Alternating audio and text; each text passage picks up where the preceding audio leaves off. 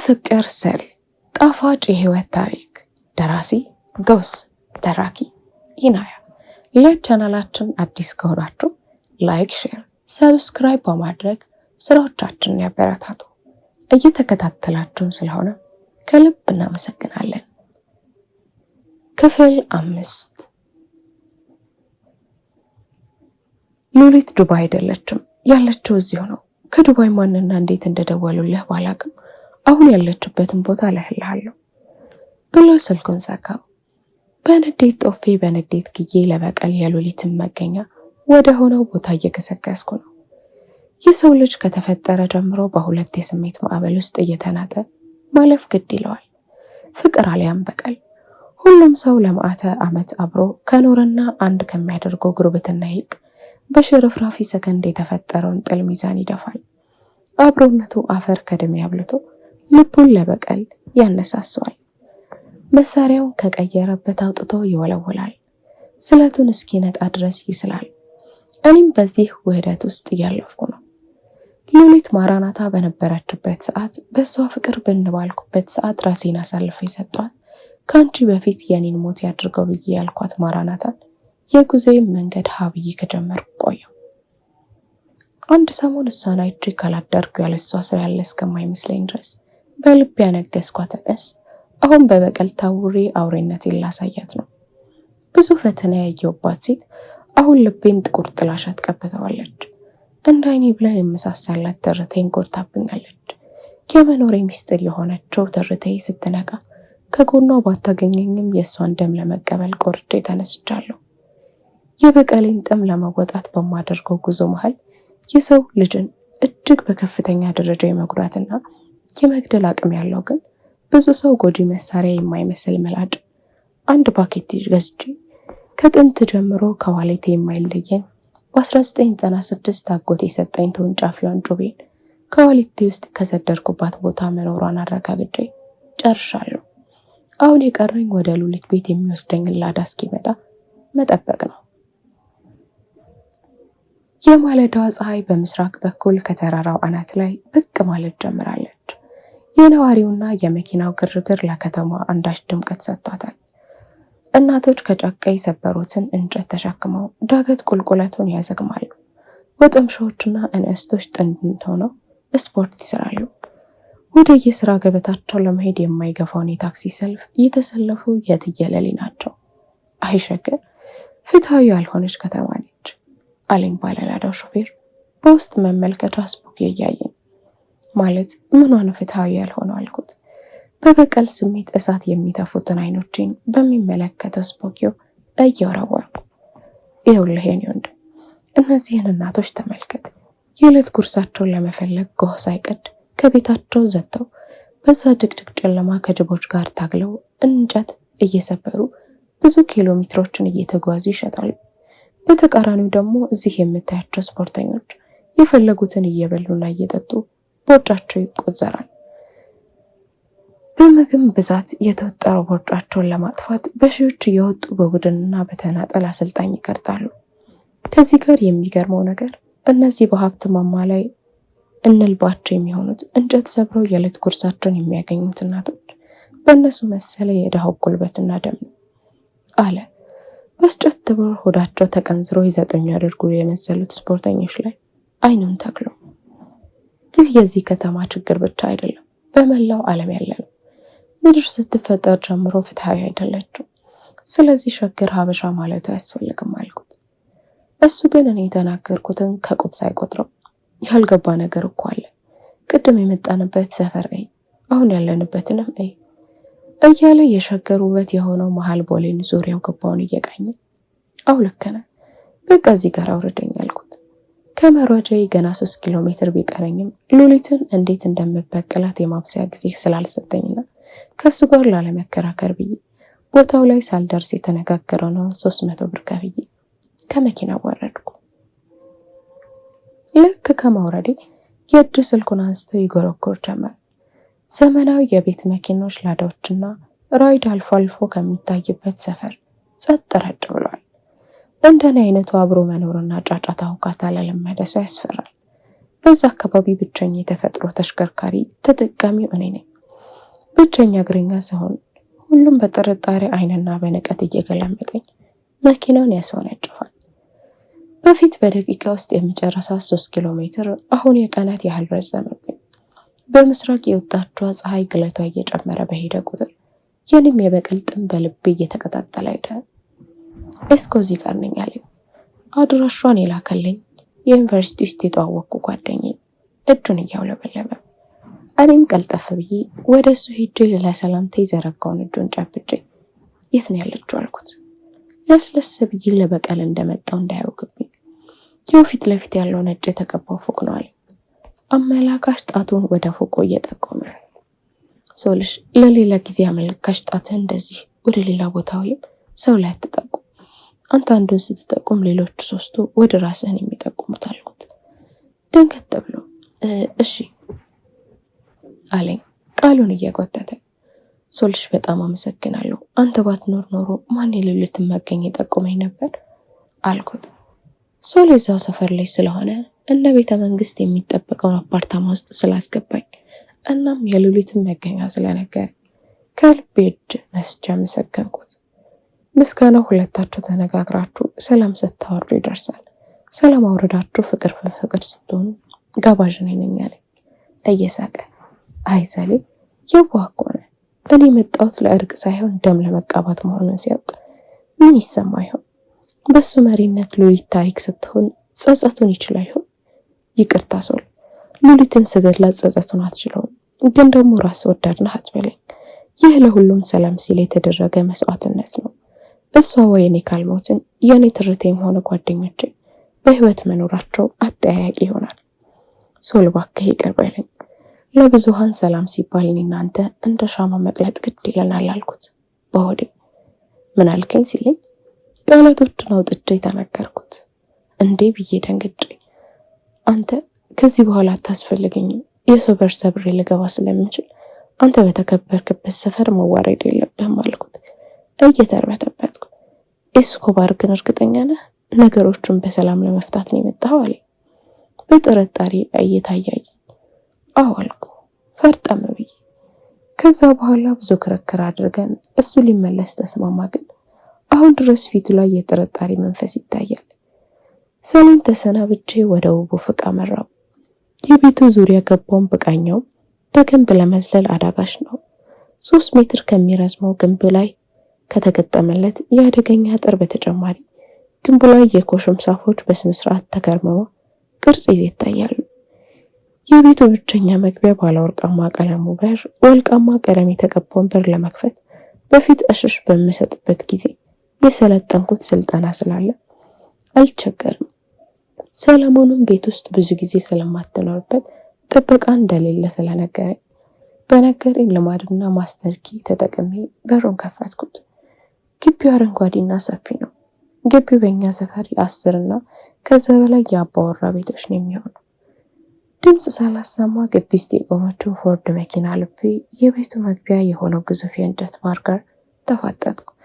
የያዝኩት ማስተር ኪ አልከፍተው ስላለ በዋሌቴ ውስጥ ሴንጤንና ሽቦ አውጥቼ በሩን በስንት ትግል ከፈትኩት። ሰለሞን እንደነገረኝ በ4 እና 5 ወራት እንዴት የሚኖርበት ቤት ሳይሆን በየቀኑ ሰው የሚኖርበት ቤት ነው የሚመስለው። ከቤቱ ጽዳትና በየቦታው ካሉ ባስኬት ውስጥ እዛም እዚህም ብዛት ያላቸው ተጠቅልለው ያልተጠቀለሉ ወረቀቶች ይታያሉ። ወዲያው ከኩሽና አንድ ድምፅ አስተጋባ። ድምፅ ወደ ተሰማበት ቦታ ጆሮዬን ቀስሬ ኮቴን አጥፍቼ ወደ ቦታው ስጠጋ ጥሩ መዓዛ ያለው የምግብ ሽታ ሸተተኝ። እንደምንም ብዬ ወደ ኪችኑ ስቀርብ ሉሊት ከዩቲዩብ ላይ በስልኳ ግጥም እየሰማች ነው። ቃላት ያንሳል አንቺ የሚገልጽሽ፣ ከምነግርሽ በላይ ለኔ ልዩ ነሽ። አንቺ ነሽ ዓለሜ፣ የመኖሬ ምክንያት፣ ሁሉንም ረሳብሽ የህይወቴ ረፍት። ስምሽ እንደ እህት፣ ስራሽ ከዚህ የላቀ፣ ላንቺ ያለኝ ስሜት ድንቅን የረቀቀ። ወድሻለሁ በጣም ነሽ ለኔ ስስቴ፣ በማንም የማልተካሽ የማይለውጥሽ ሀብቴ። እወቂልኝ እድሜ ልኬን ሙሉ፣ ምንም ብን ስላንቺ ላይ በቃኝ ፊደሉ። የኔ ወዶ እህቴ የጎደለሽ ሞልቶ ኑሪልኝ በደህና፣ ያሰብሽው ተሳክቶ።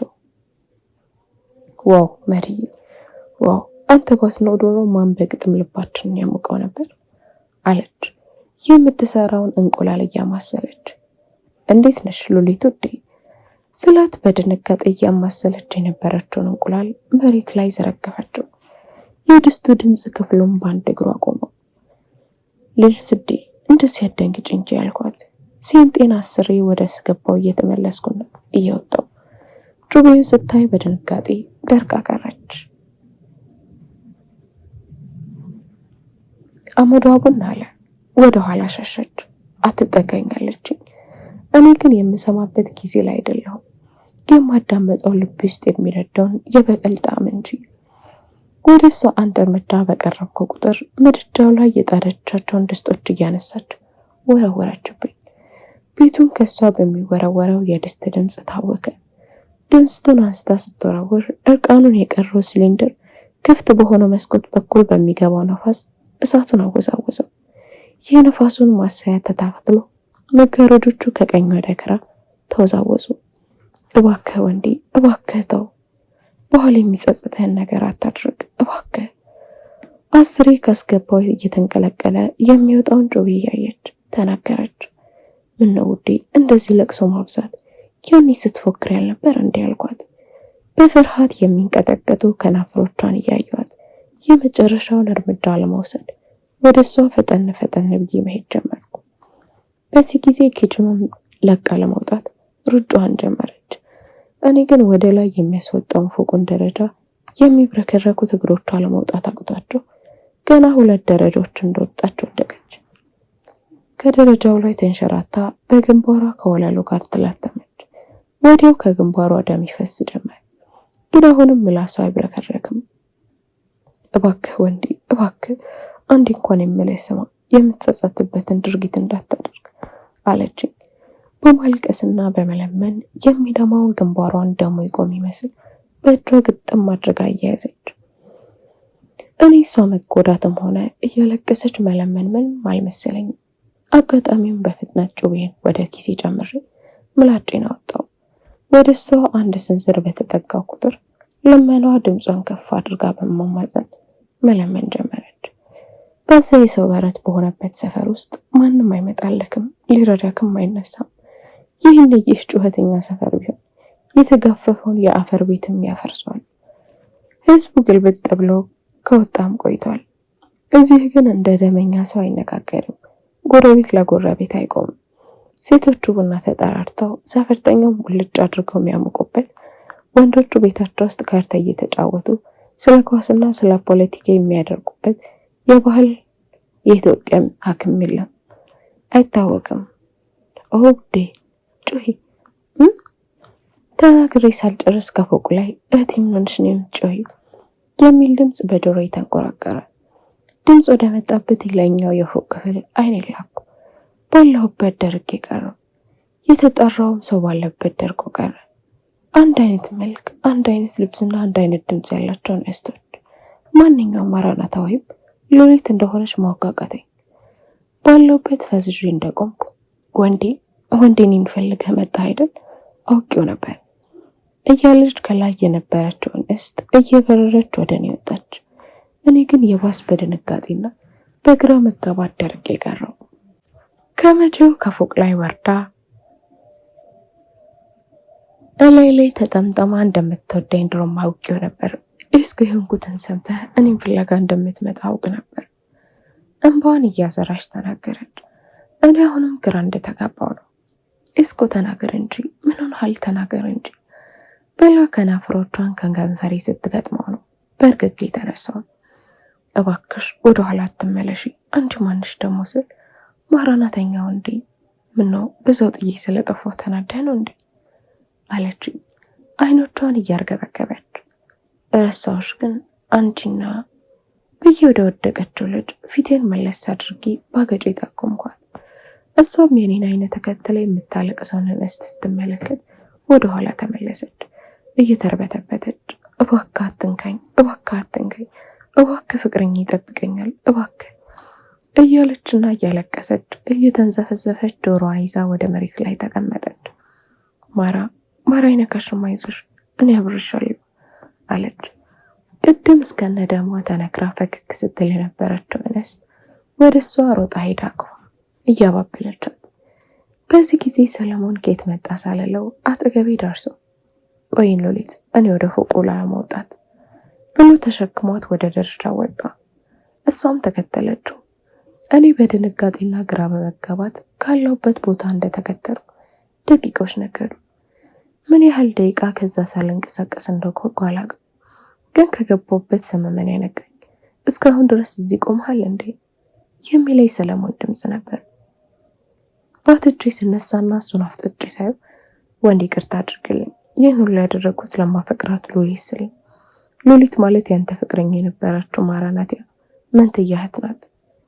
ተናግሮ ሳይጨርስ ጣልቃ ገባሁበትና ሉሊትና ማራናታ የተለያዩ ሰዎች ናቸው ማለት ነው። በአይኔ ያየሁትን መልሰው እንዲያረጋግጥልኝ ጠየቅኩት። አዎ ወንዴ መንትያዋ ነች። ሁለቱ በጣም የሚዋደዱና ሁሌም ቢሆን ከፊታቸው ላይ ሳቅና ጨዋታ የማይጠፋ የሚዋደዱ የአንዷን ስሜት አንደኛው የሚሰማት መንትዮች ናቸው። ግን በአንድ በተረገመች ቀን ሁሉም ተቀያየረ። አንተና ማራናታ በዛ ጭራቅ በሆነው የአዛሪያስ ሰዎች ተከሰሳችሁ። የዛኔ ማራናታ ቤተሰቦች ብር ስላላቸው ለደህንነቷ ስለሰጉ ወደ ውጭ ወስደው እንድትታከም ለማድረግ ብዙ ሞከሩ። ጣሩ ግን ለልቡ የቀረቡት እስራሶች ከተቀበሩበት በአፋጣኝ ካልወጡ መንቀሳቀስ እንደማትችል ለቤተሰቦቿ አረዷቸው። ሕክምናዋንም በዛው እንድትከታተል የሆስፒታሉ ቦርድ በመወሰኑ እዛው ክትትል ይደረግላት ጀመር። ቀዶ ጥገናው በተሳካ ሁኔታ ተጠናቀቀ። አባቷም ዱባይና እዚሁ አዲስ አበባ ትላልቅ ሆስፒታሎች ስላሏቸው ከቀዶ ጥገና በኋላ የራሳቸውን ዶክተሮች አስመጥተው እሷም በሄሊኮፕተር ይዘዋት ሄዱ። በወቅቱ አንተም ይዘው ሊሄዱ አስበው ነበር፣ ግን አንተ ላይ የደረሰው ከባድ አደጋ ስለነበር መንቀሳቀስ የለበትም ስለተባለ በሳቸው ዶክተርና 4 ጥበቆች እንድትጠበቅ አደረጉ። ከዱባይና ከጀርመን ድረስ መድኃኒት እያስመጡ በቶሎ እንድታገገም አስደረጉ። እንደምታውቀው ከኮማ ውስጥ የነቃኸው ከወር በኋላ ነው። በዛ አንድ ወር ውስጥ ማራናታ ወደ አንተ ለመምጣት ብትጥርም ሉሊትና በአባቷ ቁጣ ተግሳጽ ያንተን መንቃት በየደቂቃው እየደወለች ትጠይቅ ነበር። ነቅተህም ወደ ሸገር እንድትመጣ የተደረገን ማራናታና 1-4 እንድትበሉና ሉሊት ተነጋግረን ለጓደኞች ነገር ናቸው። ጓደኞችም እየተደሰቱ ሙሉ ፕሮግራሙን ከኛ ጋር አሰናዱና አንተና እሷ በጉጉት የምትጠብቁት የእራት ግብዣ ደረሰ። ማራናታ ደስታ ወደር የለው። ወሬውን ገታ አድርጎ ለቅሶውን ቀጠለው። እኔም እንደሱ ባላለቅስም በአእምሮዬ ላይ ወንዴ ሞትኩልህ የሚለው የላዳ ሾፌር ድምጽ ደጋግሞ ጆሮዬ ላይ ያጋጨለ። ወንዴ ቀጣዩን ባይናገረው ብዬ ተመኘው። ግን ደግሞ እሱ ያለኝ ዓመት እኔ በጥይት ከተማታውበት የበለጠ መሆኑ ትንሽ ፋታ ሰጠኝ። ወንዴም እንባውን እየጠረረገ እናቷንና አባቷን ተሰናብታ ሉሊትን ለእኔ አደራ ሰጥታ ወጣች። ይህ የተረገመ ቀን ለቆ አስለቀቃትምና በአንድ አረመኔ ሰው አውሬ ከአዛሪያስ የሚበልጥ አውሬ በሆነ ሰው ተደፈረች። በወቅቱ አንድ አባት ከወደቀችበት አንስተው ወደ ሆስፒታል ወሰዷት። ግን ሲያገኟት ነክቶ ነበር። ወደ አንተ ጋር 1 ሰዓት ተኩል የተነሳች ልጅ ከጠዋት 12 ሰዓት ነው የተገኘችው። ምን እና እንዴት እንዳደረጋት ሙሉ ታሪኩን ብታጫውተኝ ስለ ደፋሪዋ መልክና ቁመታ እስከ ልዩ ምልክቱ ከነገረችን በኋላ የወንድ ድምጽ በሰማች ቁጥር ወንዴ ሞትኩልህ እያለች ነው የምታለቅሰው። በጣም ሰዎችን ትፈራለች። ሰው ሲቀርባት በፍርሃት ብዛት ራሷን ትስታለች። እጅጉኑ ሰው ተጠራጣሪ ሆነች። እንደነገርኩ በተነገረም ምልክት በትንሽ ቀናት ውስጥ የአባቷ ሰዎች አገኙት። አባቷም ለፖሊስ ከመጠቆም ይልቅ ራሳቸው ለመበቀል ተነሱ። ልጁንም ደጋግመው በጥይት መቱት። ተናግረው ሳይጨርስ ከላዳ ሾፌሩ ጋር ታሪኩ ተመሳሰለብኝ። ግንባሩ ላይ ባሉት 2 ጠባሳዎችና ተናግረው ሳይጨርስ አዱኛ ገጀራው ነው የልጁ ስም እንዴ አልኩት። ሳላስበው ከዓይን የሚወርደውን እንባ እየጠራረኩ። ሰለሞን በድንጋጤ ከተቀመጠበት ተነሳ። እኔን ቁልቁል አፍጥጦ እያየኝ ታውቋለህ እንዴ አለኝ። ፊቱ በንዴት እየተቀያየረ አዎ አልኩት፣ ቃላቱን እየቆጠጥኩ። በዚህ ጊዜ የት ነው የምታውቁ? ለመሆኑ በሱ ምክንያት ከ1 ወር በፊት አባቷንና እናቷን መገደሉን ታውቃለህ አለኝ በብስጭት። ምን? በየኮምበሬ ላይ ተነስቼ ያፈጠጥኩት። ወዲያው ክፍልን የሲሊንደሩ ጋዝ ሽታ ወደው። የጋዙን ሽታ ተከትሎ ጭስ ተጠጋ። ከዛ በኋላ ነገሮች በፍጥነት ተለዋወጡ። የማራናታን ህይወት ለመቅጠፍ የመጣሁት ልጅ አሁን ታዳኝ ሆንኩኝ። ክፍል 6 ይቀጥላል። ላይክ፣ ሼር፣ ሰብስክራይብ በማድረግ ቤተሰብ ይሁኑ።